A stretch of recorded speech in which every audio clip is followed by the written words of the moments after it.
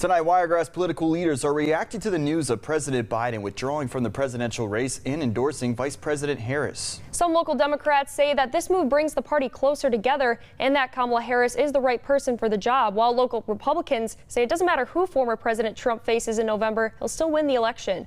WDHN's Aaron Dixon has the story. News of President Joe Biden withdrawing from the presidential election caught some people off guard. I thought, well, now what do we do? And second thought was we have processes in place for these kinds of things.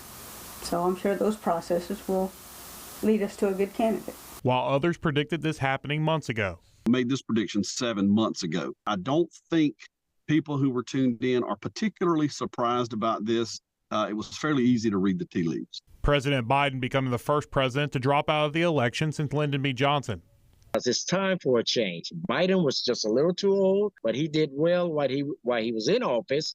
But now it's time for the Democrat to make a big change, and I think this is going to be the year that we make that big change. He has endorsed Vice President Kamala Harris as the presidential candidate on the Democratic ticket, leaving Harris the opportunity to become the nation's first female president. So I've always liked Kamala. And when he chose her as his vice president, I had no qualms at all. She's confident and she's compassionate. And I've already said once, that's the two qualities I look for in a candidate.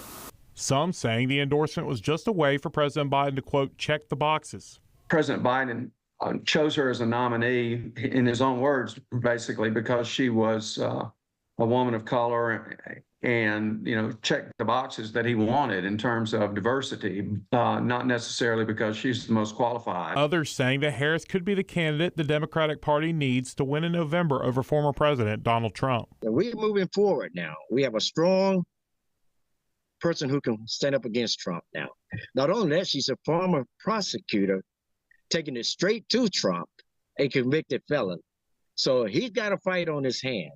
While local Republicans say it doesn't matter who Trump faces in November, he will still win the election. Either way, we think we're going to win. I'm not 100% sure that Kamala Harris is going to be their nominee. They're between a rock and a hard place about who they select as the nominee, but regardless of who it is, President Trump is going to run on his record of 4 years of being president. The Democratic Party will officially nominate their candidates for president and vice president during the Democratic National Convention in Chicago next month. In Dothan, Aaron Dixon, WDHN News for the Wiregrass.